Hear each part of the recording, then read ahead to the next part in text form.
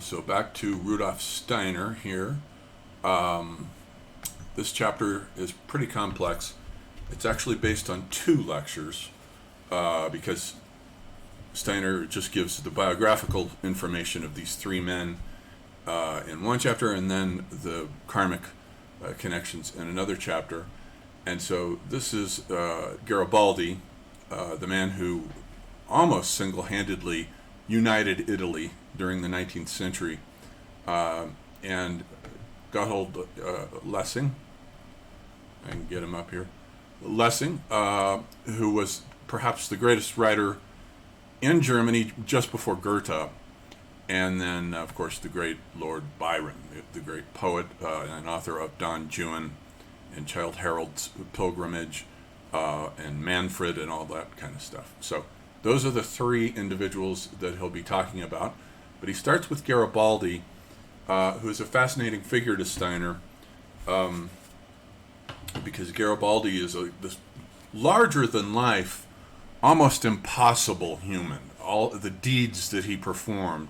He first went to South America. He was interested in the political uprisings that were going on there. And he found his wife spectacularly through simply, he was on a boat with a telescope, and he spotted her through the telescope, knew immediately that he wanted to marry her, and did so. Anita. And she became his wife for a long time, maybe 10, 15 years, something like that, before she died of malaria. But a very strange and unusual way to find a wife. But this man was capable of almost superhuman deeds, and he is more or less the creator of the modern unified Italy. He wanted it to be a republic, but he had to capitulate to a monarchy, and having it ruled by King Victor Emmanuel II. And so these are the other players, these four guys, his three sort of co-creators of modern Italy. This is the king, the man who ends up being king of Italy, Victor Emmanuel II. And then Cavour is his prime minister, appointed by Victor Emmanuel. And then Giuseppe Mazzini. These four guys, he was the idealist who really wanted modern Italy to be a republic, as did Garibaldi, but it didn't end up going that way. But these four men are the creators of a unified Italy, which is pretty much done by about the time of the Franco-Prussian War, 1870. It's pretty much a done deal by that point. Now, Steiner points out that these four men are born around the same time. Let's see, we have Mazzini is born first, 1805, and he's born in Genoa. And then Garibaldi himself is born in 1807 in Nice. And then Cavour is born in 1810 in Turin. And then Victor Emmanuel, 1820, also in Turin. So these guys were all born at about the same time, and in locations, the locations matter because they're not far from each other. So all four of these men are karmically connected because we reincarnate in groups, remember. That's one of the main laws of the other side, is that we reincarnate in groups. And so what he says is that Garibaldi he makes some interesting points here about writing and modern education, and he says that Garibaldi was a figure who didn't quite fit fully into his body. He didn't incarnate fully because of the modern system of education, which causes all kinds of restrictions on what one can do. And he says some interesting things about writing. Steiner says, I was 12 years old, or when I was 12 years old, I was still unable to write properly. For the capacity of being able to write in the way that is demanded today kills certain qualities in the human being. That's interesting. So Steiner ends up saying that modern education causes all kinds of hindrances and predispositions, biases, and prejudices in the psyche that block access to spiritual capacities. I think he's 100% correct here. I think one of the main reasons why it's so difficult for our modern civilization to accept spiritual possibilities is that it's been educated out of them, not through learning and rationalizing, but simply through the fact that writing rewires the brain. Remember Plato's parable about King Tamus rejecting writing as here's this new invention, writing. And he says, we don't need that because it's going to mess up men's minds. They won't rely on their own memories anymore. And this is true. And it'll rewire their brains in a different way. Writing does change the way that the mind works. And because of this, Garibaldi did very poorly at school, as would be expected, and didn't fully incarnate into his body. He was never fully allowed to get into it. So what was there of him was what could be there of him, was what modern circumstances would allow to have happen. But nonetheless, the dude was a superhero. He led a guerrilla uprising in Italy, did the impossible deed called the Expedition of the Thousand, of going to Sicily there and taking advantage of uprisings there, unifying Sicily and getting them on his side, then proceeding to conquer Naples, which he gave to Victor Emmanuel to rule as a king, which he had to capitulate. Steiner says, okay, so here's the karmic connections between these four guys, is that they were all initiates in the Hibernian mysteries of Ireland all the way back in the 9th century. And recall that the Viking invasions had already started around 750, and their first targets were pretty much the Irish monasteries. But nonetheless, somehow the Hibernian mysteries, which were ancient already in Ireland, think of the Druids and that whole world and all the spiral carvings, the Hibernian mysteries were part of that. And Garibaldi was an initiate who was the master. And these other three guys were his pupils. And so they had to reincarnate all four of them together. And once again, Garibaldi is their leader. And he capitulated to let Victor Emmanuel rule over Italy as its king. Initially, Florence was the capital, and then they shifted it to Rome after they conquered the papal states, which were a joke, of course. And then by 1870, there it is, the United Italy, and it's largely the creation of Garibaldi and these other three men. But he did the deeds. He was the guerrilla. He led the guerrilla uprisings that astonished everyone and turned him into a kind of a superhero. And that's Steiner's reading of Garibaldi. I think it's fascinating. All right. So then let's move on to Lessing.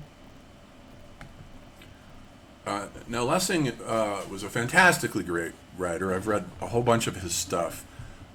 He wrote plays like Nathan the Wise and Mina von Barnhelm, which were sort of the first plays, and this is before Ibsen, who introduced the bourgeois onto the stage. These are normal, average, everyday bourgeois characters. But he was also a kind of a philosopher, an aesthetician, at least anyway. He wrote the Hamburger Dramaturgy, which laid down the rules for new rules for drama that were against the French models and for the Shakespearean models. And also he wrote one of the first great media studies classics, the Laocoon, in which he laid down the rules for the differences between what can be accomplished with painting and what can be accomplished with poetry. And he starts out by looking at the statue of Laocoon. It might be worth just reviewing this just for a second because it's fascinating to me. The statue of Laocoon, where he and his two sons are being attacked by serpents sent because they have done a misdeed. I forget what the misdeed was, but it's in the Aeneid. And in the Aeneid, he is portrayed as screaming terribly.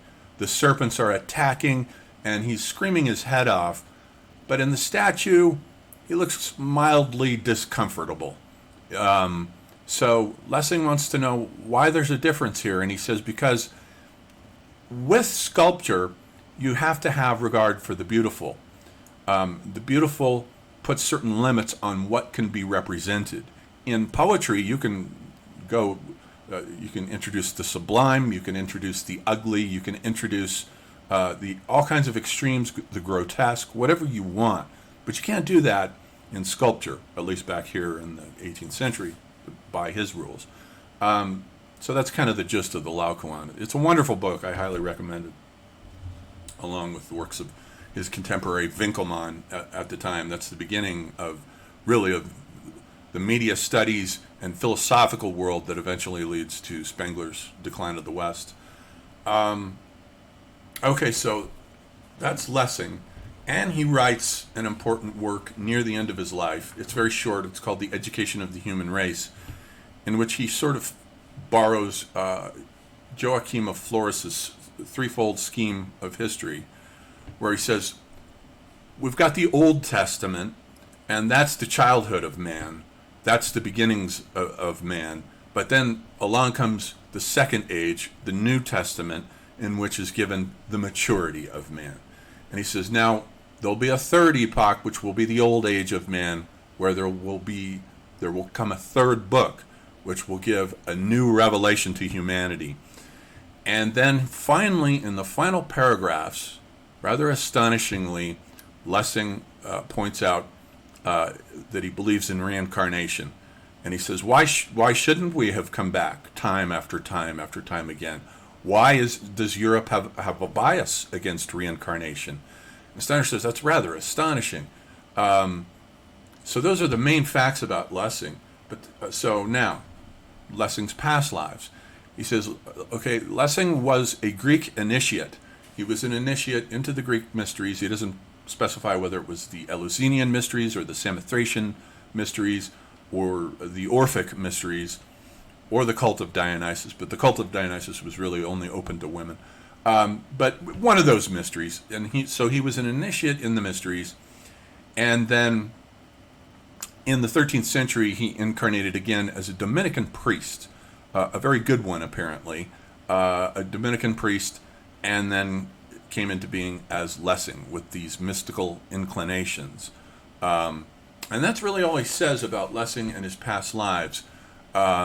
So that's what he says about Lessing. So let's look at what he says about Byron, which is a little more interesting and, in a way, sort of comical. So now, he loved Byron. Steiner was just a huge Byron fan. Read him in his youth. Now, Byron had a club foot, and then so did Steiner's geometry teacher. He also had a club foot. And so he thought about that. He was at a table in a cafe, and a woman and some other guy were having a very heated debate over Byron, and the guy's chair tipped backwards, and completely landed backwards with his feet up in the air. And at that point, it keyed something in Steiner's mind about Byron, and he thought about that club foot. Now remember, the relation that we've already established between Steiner's model of the three different systems of the human anatomy, the nerves and senses system, which are centered in the head, the rhythmic system, which has to do with the torso, the beating of the heart, and the breathing of the lungs, and then the motor system with the limbs. And that there's a general law that if there's an injury to the head, it will manifest itself in a subsequent incarnation as a debility in the motor system, in the limbs. So that's one of his basic laws, I guess, of karma and reincarnation. So he says, now, Byron and his geometry teacher actually had a past life together. And this was back a few centuries before or a few, I think he says a few decades before the Crusades began, which began in 1090, basically. So maybe around 1050 or so, about the time of the Norman invasion, which is 1066, maybe a little before that. He said, so these two guys were also initiates, and they lived during this time. And now he tells the story of the Palladium. The Palladium is a statue of Athena. It might originally have been in wood, and then carved later by the Greeks in stone. There was a gigantic version of it in the Parthenon. But at any rate, the Palladium was coveted, especially by the Romans. So the legend goes that Odysseus and Diomedes stole it from the Trojans, because the Trojans had the statue of Athena, stole it from them, so that it passed over to the Greeks, and it gave them power. And then the Romans then, in their wars with the Greeks, took it from the Greeks, and so they had it. And then later on, Constantine, when he founded the city of Constantinople, Constantine lived around 330 AD, when he founded the city of Constantinople, he took it from Italy and transferred it to Constantinople, where he buried it and put an Egyptian column above it, and on top of that, a statue of Apollo. So it was actually buried. It wasn't even visible.